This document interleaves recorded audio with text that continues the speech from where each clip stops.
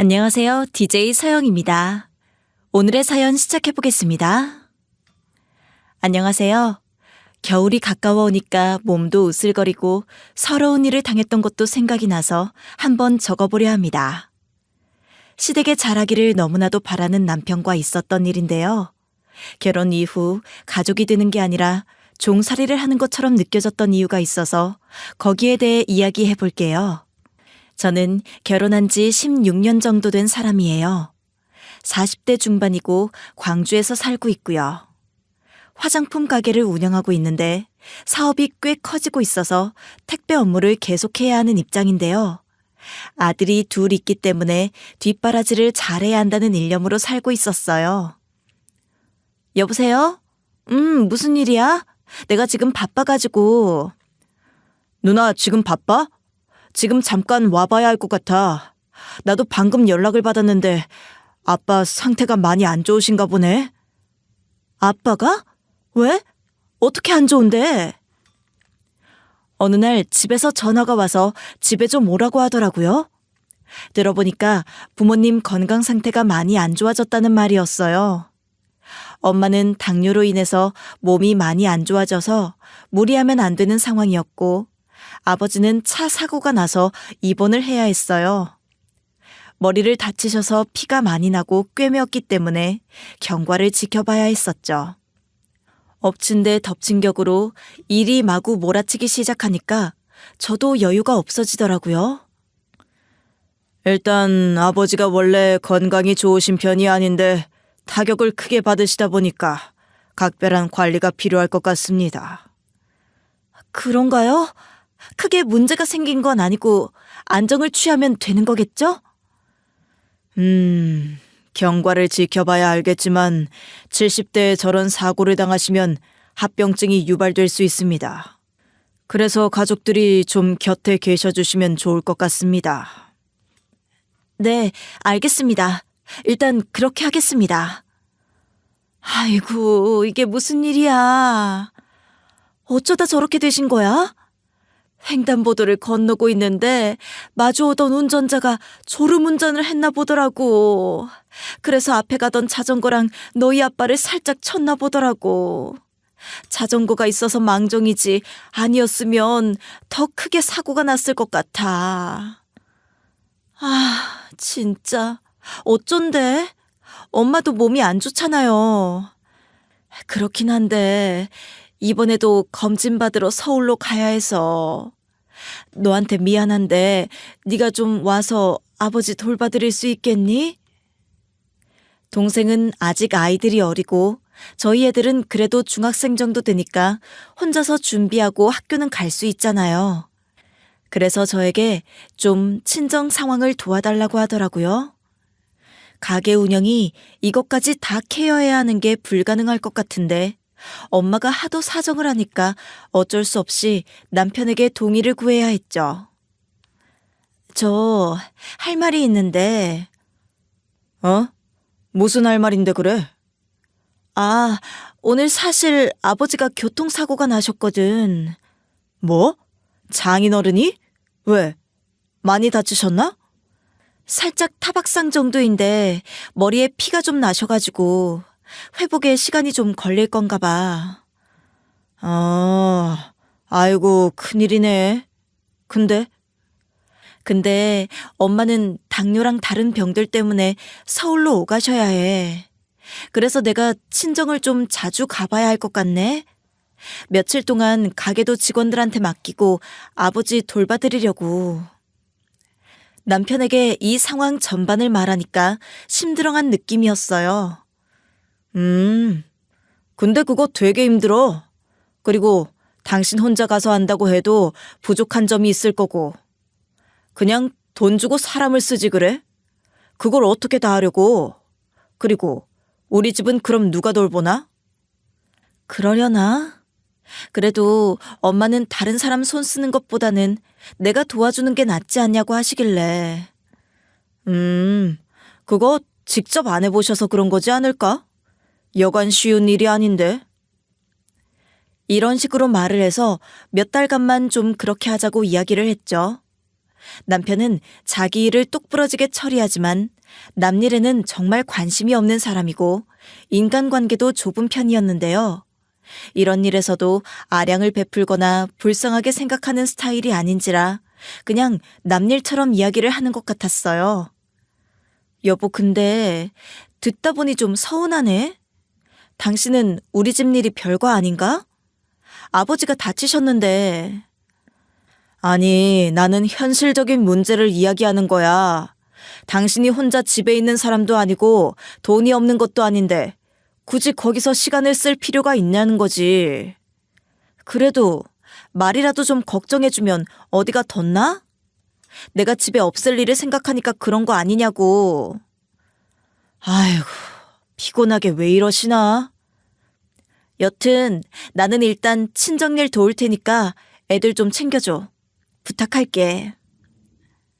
조금 다투기도 했지만 결국 3, 4개월 정도만 친정에서 생활하면서 간병을 하기로 했죠. 그동안 바쁘다는 핑계로 친정에 신경도 못 썼는데 이번에도 모른 체 하면 안 되겠다는 생각이 들어서 리스크를 감수하고서라도 해야겠다고 다짐했어요. 아빠, 얼른 나으셔. 안 그래도 몸이 안 좋으신데 이러면 진짜 위험해질까봐 걱정이네. 우리 딸이 그래도 와줘서 고맙네. 내가 너무 민폐는 아닌가 싶다. 이 서방은 별말 없고? 잘 다녀오라고 했어. 자기가 못 와서 미안하다고. 아빠, 그러니까 몸만 신경 쓰셔요. 고맙네. 이 서방한테도 고맙다고 해주고. 아침에 출근을 했다가 짬짬이 아빠 병원에 들러서 상태를 보고 퇴근하고 바로 병원으로 가는 상황이 너무 힘들고 어려웠어요. 중간중간 전화도 오고 대처도 해야 하니까 여유가 없더라고요. 사장님, 괜찮으세요? 저희가 처리할 수 있는 일이면 좋은데 많이 어려워서 죄송하네요. 아니야, 내가 미안하지. 자리를 비우는 거니까. 긴급한 일 생기면 언제든지 또 전화해. 네. 제가 최대한 할 수 있는 대로 해볼게요. 응, 알았어. 쉽지 않네. 이것저것 보는 게 어렵구나.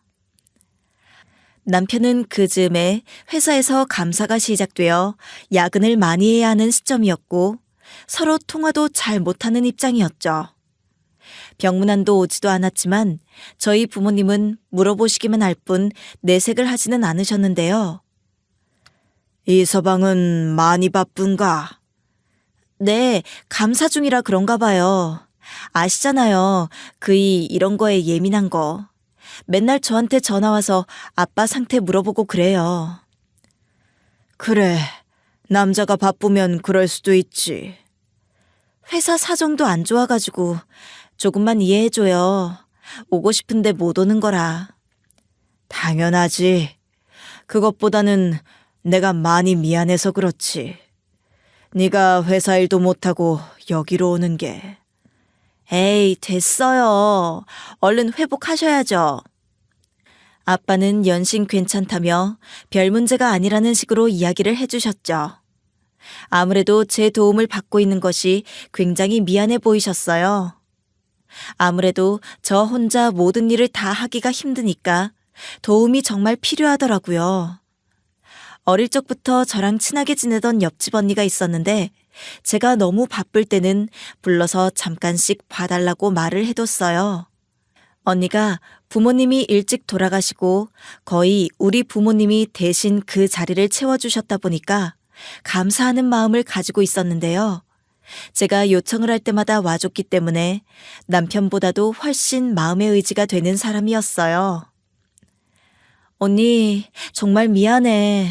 나도 여유가 없어서 언니 도움을 받을 수밖에 없네. 괜찮아. 나한테 그런 말 하지 마. 네 몫을 사실 내가 해야 하는 게 맞지. 나 금방 다녀올게, 언니. 아빠 무슨 일 있으면 바로 전화 주고. 이따 오는 길에 맛있는 거 사올게. 조심히 다녀와. 그러다가 어느 날 알림이 떠서 폰을 보니까 일주일 뒤가 시모 생일이더라고요. 저희 시모는 성격이 정말 예민한 편이에요. 어느 정도로 그러냐면 추석이나 설에 선물이 들어오면 사돈한테도 똑같은 게 갔는지를 확인하고 그 정도에 상응하는 게 아니면 삐져서 6개월 동안 들들 볶는 사람이죠. 그래서 저희는 그런 걸 조기에 캐치하고 완전히 똑같이만 해드렸는데요. 몇 년 전에도 이런 일이 있었어요. 이번 어머니 생신 선물을 뭘 해드려야 하나 고민이 되네. 신경 쓰지 말고 그냥 형편에 맞게 해드리자고. 우리도 노는 사람들도 아닌데 어떻게 거기까지 신경을 쓰겠어? 그래도 그러면 안 되지 않을까? 워낙 이런 거에 민감하신데. 난 모르겠다. 요즘에 신경 쓸 것도 많은데. 일단 생각해 볼게. 남편이 생각해 본다고 해서 결론을 짓는 사람이 아니라서 저 혼자 고민을 해야 했어요. 평소에 화장품이나 치장하는 것을 좋아하시니까 이전부터 눈독 들이시던 명품 립스틱과 액세서리 세트를 준비했는데요. 일반적인 시어머님들 같으면 뭘 이런 걸 했냐고 하실 테지만 저희의 경우는 그렇지 않았어요. 어머니 생신 축하드려요. 이거는 약소하지만 선물이에요. 고맙구나. 뭘 이렇게 또 준비를 해왔을까? 한번 풀어봐야겠네. 큰 건 아니고요. 어머니 나들이 가실 때 하고 가시라고 골라봤어요. 마음에 드셔야 할 텐데. 어머나, 이거 내가 그렇게 가지고 싶어 했던 거잖니? 잠깐 한번 발라보고. 어머나, 색깔도 완전 찰떡이네. 다행이에요. 그래, 작은애 너는 뭐 준비한 거 있니? 아, 저희는 그냥 현금으로 준비를 해드렸는데. 그래, 현금. 좋지, 현금. 시모는 봉투를 열어보더니 탁 닫고 입을 삐죽거리면서 앞에 놓인 차를 들이마셨죠. 순간 분위기는 얼음장같이 변해버렸고 동서는 한숨을 쉬면서 멋쩍은 웃음만 짓더라고요. 아이고, 니네 동서는 왜 그런지 모르겠다. 나를 어떻게 생각하는 건지. 그냥 옆집 아줌마처럼 생각을 하는 건가? 아, 그래도 그건 아닐 거예요. 동선의 형편도 안 좋은데 저렇게 준비해온 것도 예쁘게 봐주셔요, 어머니. 네가 지금 누구 편을 드는 거야? 예, 어디 시어머니 생일에 고작 20만 원 가져오는 사람이 어디 있어? 안 되겠다. 내가 한마디 해야지 원. 그날 동선에는 이걸로 부부싸움을 심하게 했다고 하더라고요. 형편이 어려운 것을 알면서도 저렇게 깐깐하게 굴 필요가 있나 싶을 정도였어요. 동생 남편네가 그렇게 못했다가 크게 싸움이 난 것을 본 적이 있어서 저희는 그 다음부터 더 꼼꼼히 챙기려고 했는데요. 이번에는 정말 여유가 없다고 생각이 들더라고요. 온 집안이 집중해서 챙겨줘야 하는 날인데 이번에도 미스가 나버리면 2배로 화살이 돌아올 것이 뻔해서 동서에게 지원 요청을 해야겠다 싶었어요. 동서에게 전화를 해보니까 이번에 어떤 식당을 예약할지 고민을 하고 있더라고요. 동서, 그날이 다가왔잖아. 네, 형님. 심판의 날이 와버렸네요. 이번에는 그래도 같이 식사를 크게 좀 하면 어떨까 싶은데요. 그래, 그렇게 하자. 어디 생각해둔 곳 있어? 어머니 한우 좋아하시니까 한우 좋은 집 하나랑 한정식 집 좀 생각하고 있었거든요. 근데 이러다가 거덜날 것 같아요, 정말. 그러니까 일단 우리 집이 조금 더 부담을 할게. 동서, 너무 부담 가지지 말고. 근데 부탁할 게 있어. 저한테요? 어떤 거요? 아, 지금 친정아버지가 많이 아프신 상황이라 내가 준비를 나서서는 못할 것 같거든. 꼭 들리고 돈도 지불할 테니까 전반적인 준비 좀 해줄 수 있을까? 너무 미안해. 어머, 그래요. 네네, 당연하죠. 제가 전체적으로 알아보고 연락드릴게요. 그래서 지금 친정 상황을 말하면서 내가 이번에는 많이 신경을 못 쓸 것 같다고 이야기를 해두니까 동서는 상황을 이해하고는 본인이 티 안 나게 열심히 준비를 해보겠다고 하더라고요. 너무 고맙고 잘 지나갔으면 좋겠다는 마음에 선물은 좋은 코트로 준비했어요. 남편에게도 혹여나 내가 못 갈 수도 있으니까 당신이 나 대신해서 잘 챙겨드리라고 했고 용돈도 따로 챙겨드렸죠. 여보, 진짜 제발 조용히 넘어가자, 올해는. 동서한테도 내가 준비 잘하라고 했으니까. 정말 제발. 네가 그런 건 잘해야지. 잘 준비가 되었으면 잘 넘어가겠지. 우리 엄마가 뭐 고집센 시어머니도 아니고. 아니, 그런 의미가 아니잖아. 여튼 잘 부탁한다고. 응? 제발. 그날 내가 시간 맞춰서 갈 테니까. 아, 알았어. 오기나 해. 늦지 말고. 그렇게 준비를 마무리해놓고 시간을 보내고 있는데 갑자기 병원에서 전화가 오는 거예요. 아버지 염증 수치가 너무 높아져서 문제가 좀 심해지고 있다고 빨리 와보라고 하더라고요. 평소에 고혈압도 있으셨던 분이라 합병증이 생기지는 않을까 걱정이 많이 되었어요. 그래서 바로 병원으로 달려와서 아빠 상태를 살피고 있는데 전화가 오더라고요. 그때 알았어요. 그날이 시모 생일인 것을. 그리고 저는 잊고 있었죠. 아, 오늘이었다. 너무 정신이 없어서. 어떡하지? 못 가는데. 여보세요? 여보, 퇴근했어?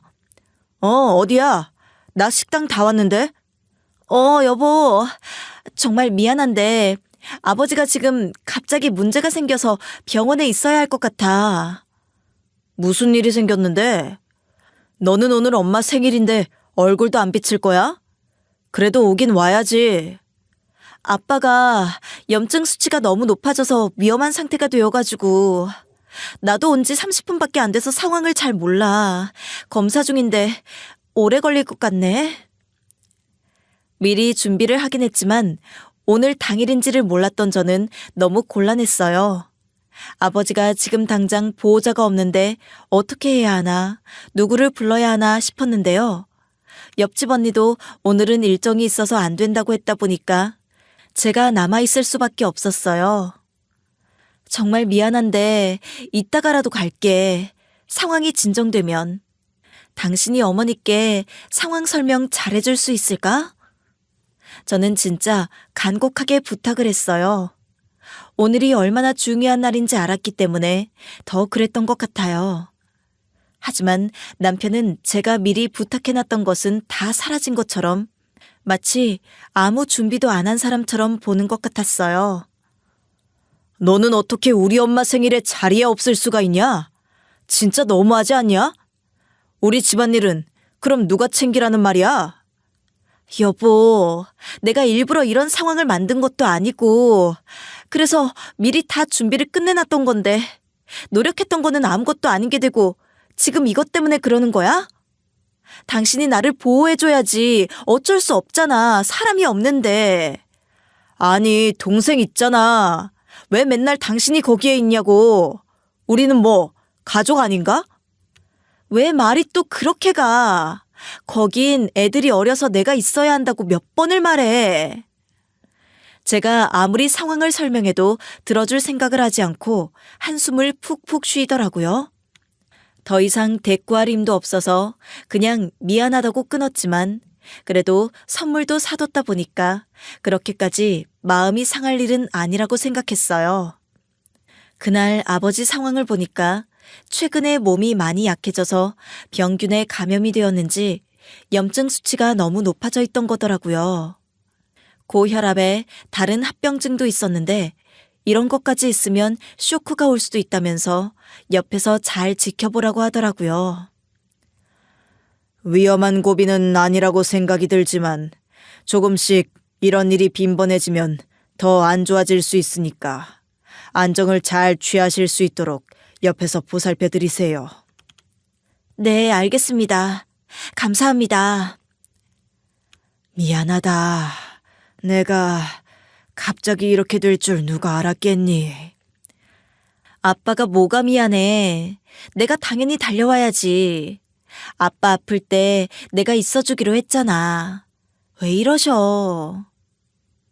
천만다행이라고 생각하며 아빠 옆에서 상황을 지켜보고 있는데 시모에게 전화가 왔어요. 받을까 말까 한참을 고민하면서 가만히 서 있으니까 아빠가 옆에서 이상하게 보더라고요. 전화 안 받고 뭐해? 무슨 전화인데 그래? 아, 아무것도 아니야. 나 잠깐 나갔다 올게. 뭐라고 할지 뻔히 보이는 이 상황에서 죄송하면서도 반갑다는 목소리로 통화를 한다는 것이 정말 어렵더라고요. 그래도 심호흡을 하고 받았죠. 뭐라고 해도 어떻게든 받으리라 생각을 하면서. 너는 뭐 하느라고 전화를 이렇게 안 받아? 그리고 내 생일날 코빼기도 안 비추냐? 넌 이 집 며느리가 아닌 거야? 죄송해요, 어머니. 애들 아빠한테 말을 해달라고는 했는데 지금 아버지가 위급한 상황이 생겨서 병원으로 급하게 왔어요. 몰라서 묻는 것 같아? 전화 받는 거 보니 위급한 상황 끝난 것 같구나? 그러면 당장 와야 할 거 아니야. 솔직히 빈정이 좀 상했어요. 아니, 남도 아니고 사돈이 그렇게 다쳤다고 하면 본인이 병문안을 먼저 오지 못한 것에 대해서 미안해야 하지 않나 싶더라고요. 괜찮으시냐 말도 없이 다짜고짜 당장 오라고 하니까 가기가 싫더라고요. 그래서 그냥 안 가야겠다는 결론을 내렸죠. 죄송한데 그렇게는 못할 것 같아요. 지금 아버지 상황도 좋지 못하고 그리고 집이 이런 상황인데 어떻게 가서 축하를 해드리겠어요? 저희 부모님도 못 챙기는데 시부모님을 챙기고 있으면 불효자식이 아닌가요? 제가 올해만 좀 이런 상황이니까 이해해 주시고 내년에는 더 잘 챙겨드릴게요. 체념한 듯 담담하게 이렇게 말을 하니까 시모는 불같이 화를 내더라고요. 출가 외인이라는데 너는 이미 우리 집 사람 아니야? 아주 아무렇지도 않다는 듯이 말을 하는구나.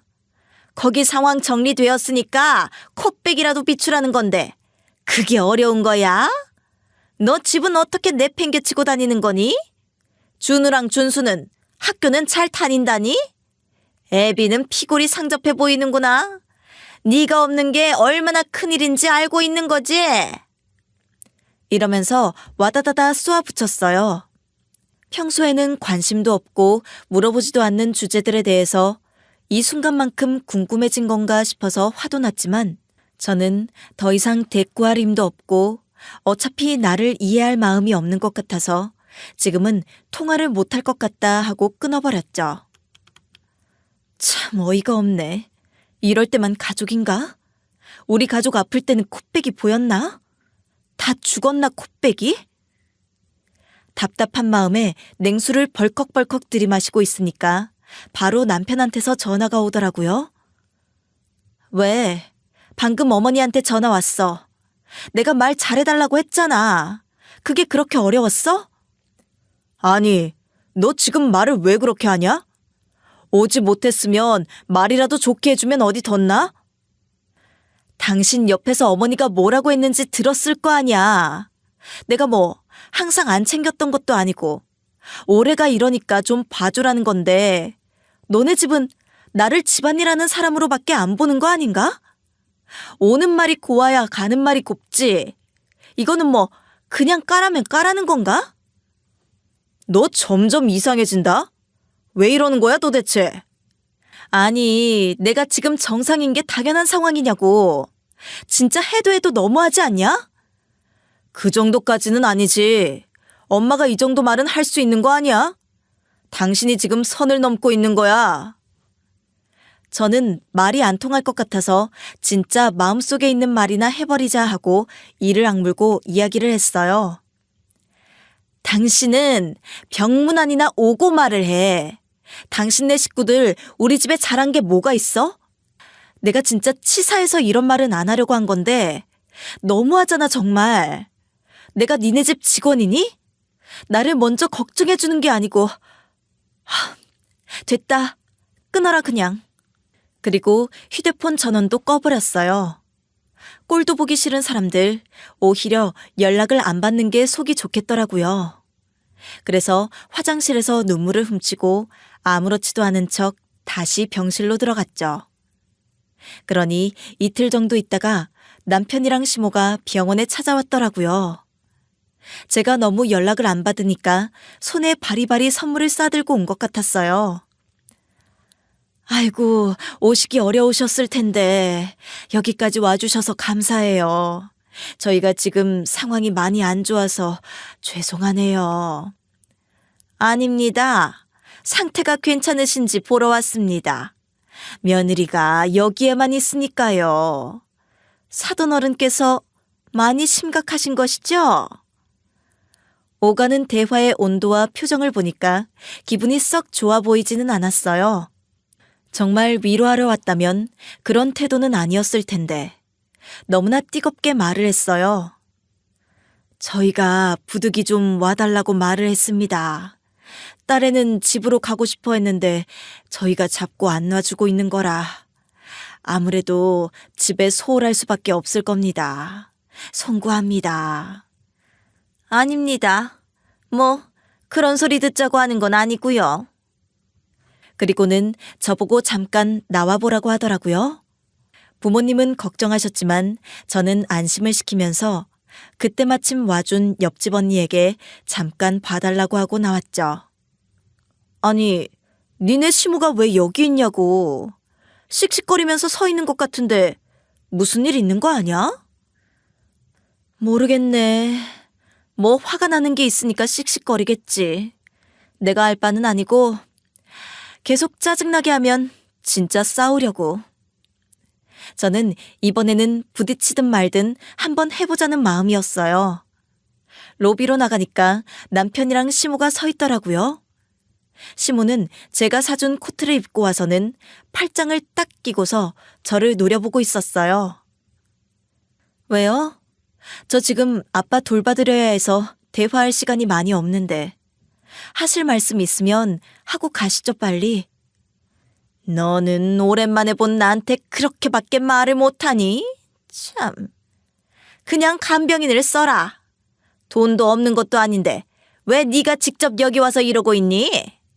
원래 가족들이 이렇게 다 붙어서 관리하는 게 더 안 좋은 법이에요. 적당하게 전문가의 도움을 받는 게 좋지. 응? 시모는 인상을 쓰면서 저에게 이야기를 했고 기가 차서 말도 안 나왔지만 이번에는 그냥 넘어가면 안 되겠다는 생각이 들어서 어금니를 악물고 이야기를 했어요.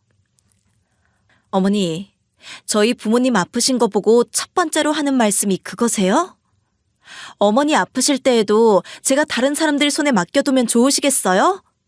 진짜 적반하장도 유분수지. 저희 집에는 못하고 시댁에는 잘하기를 바라시는 게 말이 안 되지 않나요? 그리고 매년 돌아오는 생일이 뭐가 어째서요? 저희 부모님 아픈 거 지키는 게 더 필요하다 생각하는 게 왜요, 어머니? 아들한테 그렇게 가르치시지 않겠어요? 맨날 비위를 맞춰주던 제가 뭐라고 하니까 얼굴이 확 빨개지면서 말을 툭툭 쏘기 시작하더라고요. 아무래도 당황한 것 같았어요. 나는 이런 상황을 안 만들지. 그리고 이미 너는 우리 집 식구인데 여기서 왜 이렇게까지 하고 있는지 모르겠다. 어찌됐던지 아들이 이 모든 일을 해야 하는 거 아니냐며. 너는 그렇게 바빠서 내 생일에 얼굴도 못 볼 지경이냐?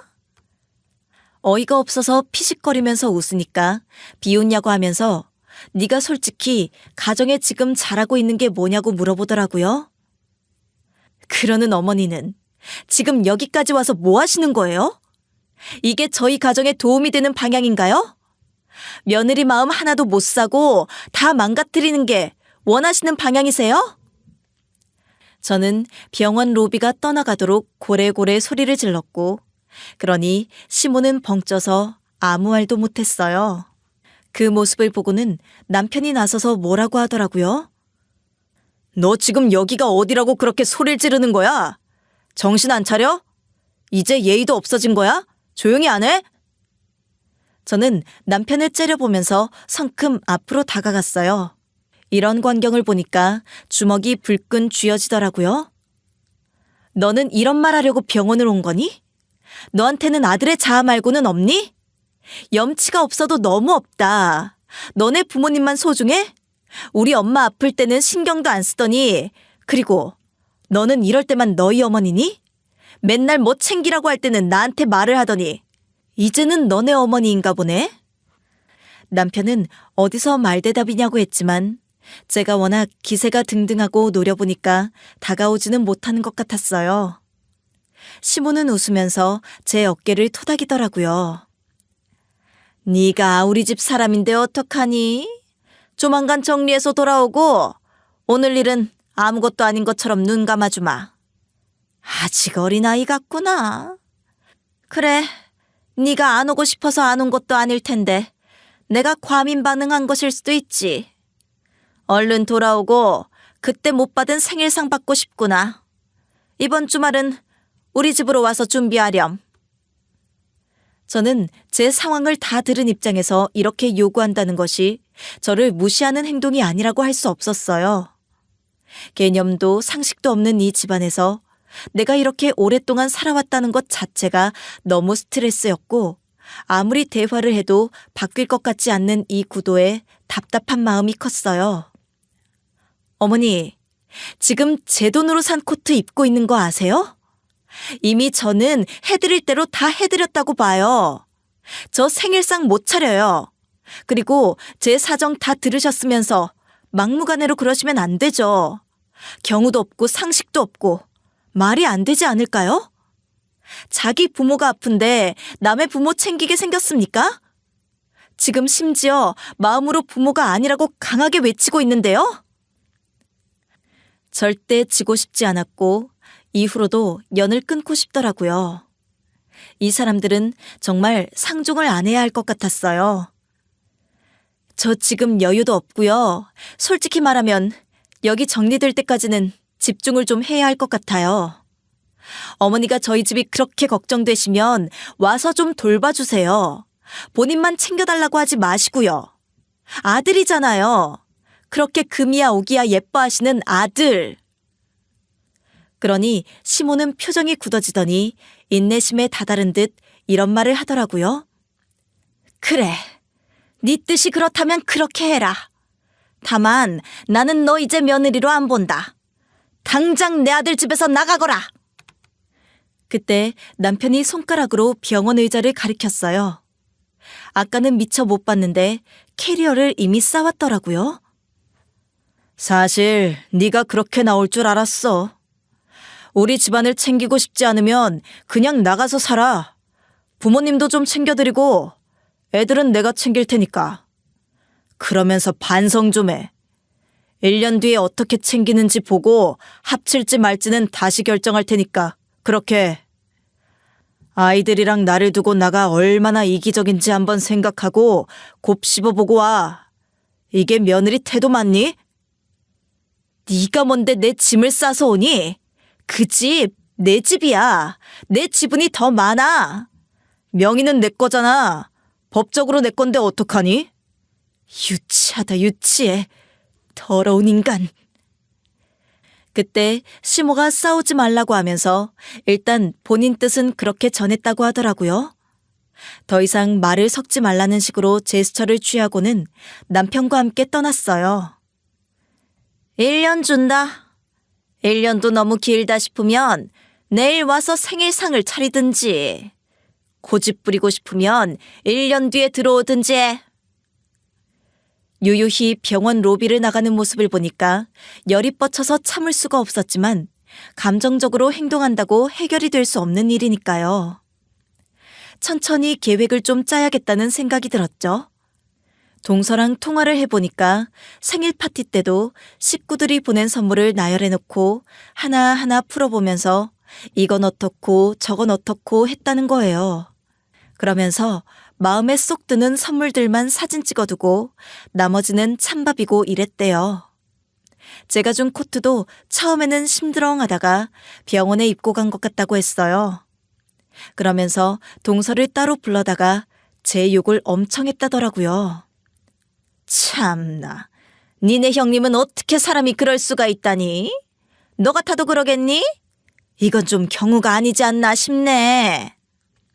시모는 공감을 바라면서 그렇게 말을 한 것 같은데 이미 정이 털릴 대로 털려버린 동서는 절대 같은 편에 서지 않고 받아쳐버렸다고 하더라고요. 아니요, 저 같아도 그럴 것 같은데요. 집을 모른 척하는 거는 진짜 인성이 안 된 거죠. 그러면 안 되죠. 너는 이 상황에서 그렇게 말을 하고 싶니? 눈치가 있는 거니 없는 거니? 아니, 의견을 물어보시길래요. 됐어. 너나 첫째나 똑같아. 다 필요 없다. 가라. 그날 밤에 짐을 싸서 병원에 가져다 줘버려야겠다는 이야기를 했는데 그걸 진짜 했을 줄 몰랐다고 사람들이 정말 못됐다고 하더라고요. 저는 너무 어처구니가 없어서 진짜 나를 사람으로 취급을 안 하는 건가 싶었죠. 전화를 끊으니까 시모에게 문자가 와 있었는데 내년 생일 때 받고 싶은 선물 리스트였어요. 무슨 가방, 화장품, 목걸이 이런 것들을 쫙 써놓고 너 친정에서 지낼 거면 이거 다 준비해서 와라. 이 정도는 할 수 있겠지? 라고 보내놨더라고요. 이 할망구가 노망이 났나? 진짜 미친 거 아니야? 씩씩대면서 전화를 걸려고 할 때 엄마가 제 옆에 앉았어요. 그리고 엄마가 폰을 조용히 가져가더니 저한테 물어보기 시작했죠. 시모가 와서 뭐라고 하든 뭔 일인데 그래. 아무 일도 없었어. 정말이야. 내가 너를 모를 줄 알고 얼른 말해봐. 해서 별말 안 했다고 하고 넘기려고 했더니 엄마가 등짝을 때리면서 뭘 모르는 척하냐고 했어요. 그래서 전체적인 상황을 말을 했죠. 사실 아빠가 아프고 나서 이 집에서만 생활을 하다 보니까 눈치를 좀 받고 있었어. 이렇게까지 할 줄은 나도 몰랐는데 자기 생일날 안 왔다고 이 난리인 거야. 정말? 그래서 어떻게 하겠다디? 뭘 어떻게 해. 나가라 이 말이지. 어이가 없어서 그 집이 어떤 집인데 지 아들은 한 게 아무것도 없는데. 짐 싸서 들고 왔다 이 말이지? 그러고는 통장 하나를 내밀더라고요. 엄마, 나도 돈 있어. 지금 사업도 잘 되고 있고 굳이 돈이 없어서 그러는 거 아니야. 저는 나름대로 여러 가지 이유들을 대면서 스스로 할 수 있다고 설명하고 있는데 조용히 하고 열어보라고 하더라고요. 열어보니까 30억이 있는 거예요. 눈이 휘둥그레져서 엄마를 쳐다보니까 아무 소리 말고 가져다 쓰라고 하더라고요. 아빠가 이번에 아프면서 땅을 처분한 돈이야. 너한테 안 그래도 주려고 했던 건데 내가 아까 로비에서 나는 소리 다 들어서 그냥 오늘 주는 거야. 아빠한테도 가서 말을 하니까 지금 달라고 하더라고. 내 딸이 이런 취급당하는 거 그리고 그런 사람이랑 살고 있는 거 용납 못한다면서 차라리 갈라서라고 하더라고요. 저는 부모님께 너무 미안했고 이런 부모님 밑에서 더 잘해야겠다는 생각밖에 안 들었어요. 지금 당장 이혼을 하는 것보다 더 크게 복수를 해야겠다 싶었죠. 그래서 1년간 친정엄마 집에 살면서 증거를 모아서 크게 한 방 먹이자 생각이 들었어요. 동서, 잘 지냈어? 그 뒤로 시댁은 어때? 하나하나 증거를 모으고 저에게 유리한 각을 봐놔야 했기 때문에 동서에게 전화를 해서 일부러 제 이야기를 시댁에 많이 흘려달라고 했죠. 지금 잘 먹고 잘 사는 것 같다면서 집을 나가라고 하니까 오히려 행복해 보인다는 말들을 많이 해서 속을 긁어달라고 했어요. 알겠어요, 형님. 진짜 속이 다 시원하네요. 벌써부터 사이다 먹은 것 같아요. 무조건 도와드릴게요. 동서는 자주 집에 들락거리면서 저에 대한 이야기를 해줬고, 시모는 그럴 때마다 저에게 장문의 문자로 온갖 욕을 하기 시작했어요. 네가 그러고도 잘 살 것 같냐? 시댁이 우습냐? 한 번을 찾아오지 않느냐는 등의 말을 늘어놨고, 너희 부모님이 안 계시면 내가 네 부모인데 도대체 누구를 챙기고 있냐는 등의 말이었죠. 다 캡처해두고 PDF로 저장을 하나하나 해뒀죠. 일부러 한 번씩 답장도 보내가면서 약도 올렸어요. 시모는 제가 어떤 일을 꾸미고 있는지 모르기 때문에 제 발로 넘어오더라고요. 그리고 전화가 왔을 때에도 격앙된 말투로 하는 것도 다 녹음을 해뒀어요. 동서가 요즘 제 사업이 잘 된다는 말을 많이 해놨는지 시모가 통화로 돈 빌려달라는 소리를 많이 하더라고요. 속으로 너무 고소했죠. 이번에 대출금 갚아야 하니까 1,000만 원 정도 보태줬으면 좋겠다. 내가 예전에 애들 애비한테 빌려준 돈 기억하지? 그거 대신 받는 거니까 너도 보태야지. 안 그러니? 어머니, 제가 나가 사는 사람인데 돈은 또 어디 있겠어요. 집도 절도 없는 인생인데요. 참나, 나가 사는 게 뭐 어때서? 편하고 좋기만 하지. 나가 살면서 아무것도 안 하려고? 네가 무슨 며느리냐? 반성은 하고 있는 거야? 시모는 제가 받아치는 것을 듣고는 더 화를 냈어요. 그럴 때마다 녹음을 다 떠놓고 있었죠. 그렇게 1년이 지났고 시모에게는 이번에 생일 파티를 열어드리겠다고 연락을 미리 드렸어요. 소고기도 미리 보내놓고 드시고 싶으신 거 있는지 제가 1년 동안 너무 후회를 많이 했다고 하면서 말을 했죠. 어머니, 제가 1년 동안 돌아보니까요. 어머니 같으신 분이 또 없더라고요. 생각이 짧았다는 것을 많이 느껴요. 참나, 마음에도 없는 소리 하지도 마라. 내가 믿을 줄 알고. 진짜라니까요. 어머니 없이 제가 어떻게 살겠어요. 진짜라고? 무슨 일로 그런 마음을 먹는 거야? 다 어머님 가르침 덕분이죠. 그래서 그런데 생일날 드시고 싶으신 거 있으면 말씀해 주세요. 미리 준비해 놓을게요. 시모는 네가 무슨 일이냐며 먹고 싶은 리스트를 또 쫙 보냈더라고요. 그래서 알겠다고 하며 고급 레스토랑을 예약해두고 온 가족을 모이라고 해놨어요.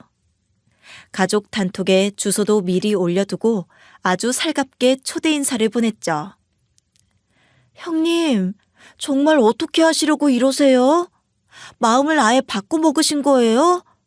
어머니가 기대를 잔뜩 하고 주변에도 다 자랑을 하고 계세요. 식당 사진도 마구마구 보내고 있는데 괜찮겠어요? 아, 그래? 괜찮아. 나만 믿어, 동서. 내가 우리들 복수 한꺼번에 다 할게. 어쩌시려고요? 무슨 로또라도 당첨되신 거예요?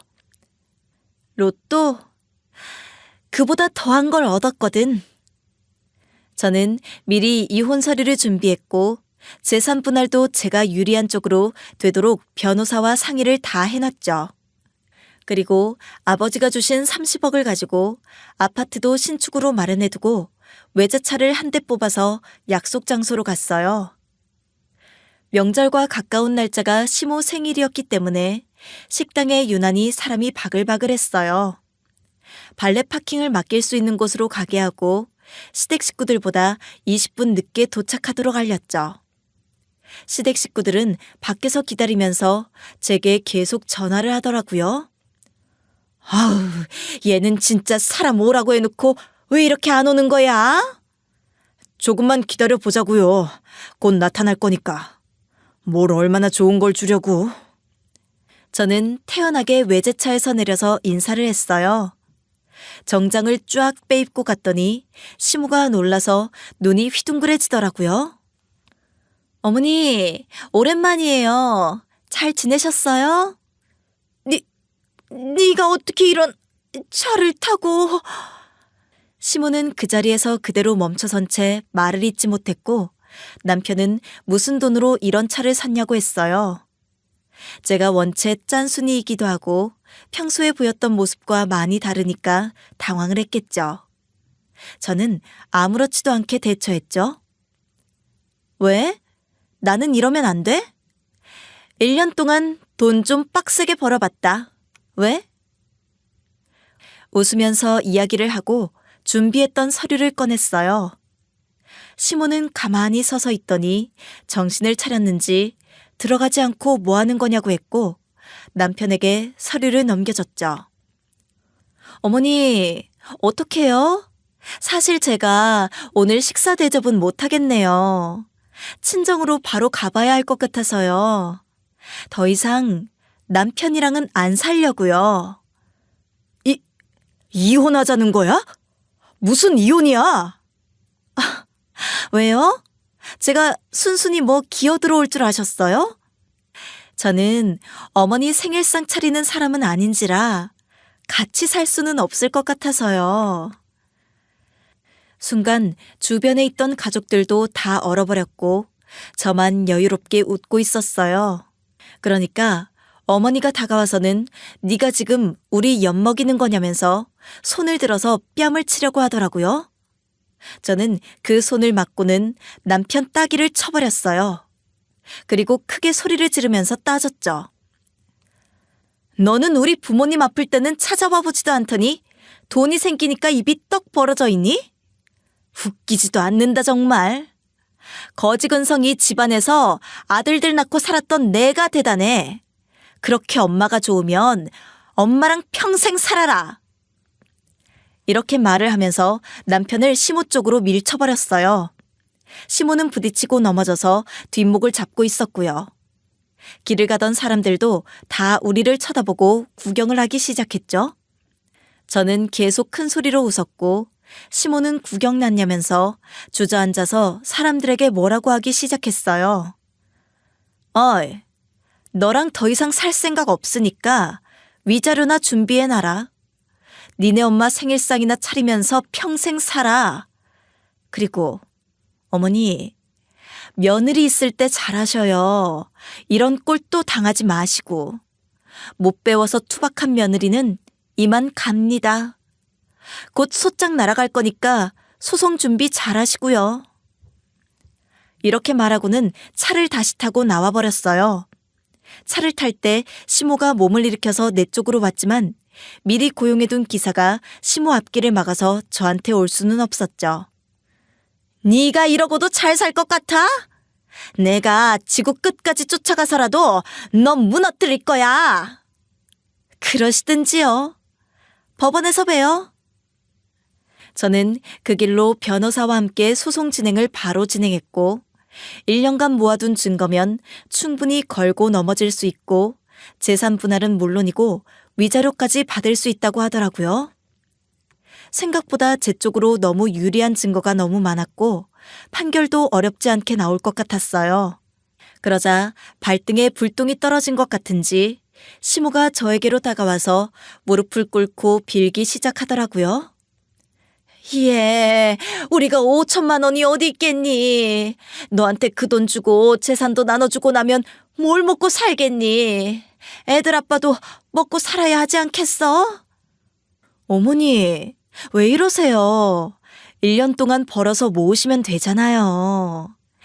그때 제가 다시 받을게요. 뭐? 너 지금 약 올리는 거냐? 아니다. 부탁한다, 아가. 응? 아가고 뭐고요, 모르겠고. 돈으로 갚으세요. 알량한 사과 필요 없으니까. 시모는 저에게 안 통하니까 바로 주저앉아서 울기 시작하더라고요. 그러면서 자기가 아들 때문에 말년에 빚만 3억인데 거기다가 또 돈을 줘야 한다니 하면서 꺼이꺼이 울길래 한마디 해주고 왔죠. 그러니까 있을 때 잘하시지 그러셨어요. 생일상이나 차리는 식모 취급하지 마시고. 생일 선물 받은 거 팔아서 하시면 되겠네. 지금은 아들들 데리고 와서 잘 살고 있고 시모랑 남편은 사이가 많이 나빠졌다고 하더라고요. 동서 말을 들어보니까 위자료 때문에 사정이 어려워진 남편에게 계속 잔소리를 하고 생일 때에도 이전 같은 수준을 요구하니까 남편도 못 참겠다고 하면서 시모와 연락을 끊어버렸다고 하네요. 장난 아니에요, 지금. 완전 집안 풍비박산 났고요. 저희 남편도 이제 시댁 안 가겠다고 하더라고요. 이제야 정신을 좀 차렸는지 저한테 미안하다면서 막 그러는 거 있죠? 그래, 참. 인간들 정말 왜 그런다니? 이해가 안 간다, 이해가 안 가. 주변에 있는 사람들 소중한 줄을 모르고. 남편은 회사에서도 승진해서 밀려서 지금 대기 상태인 것 같더라고요. 동서가 그나마 챙겨주던 사람이었는데 시모가 고혈압도 심해지고 몸이 아파지면서 간병을 해주고 있었나 봐요. 그런데도 자기 자리도 모르고 꼬장을 부렸다고 하더라고요.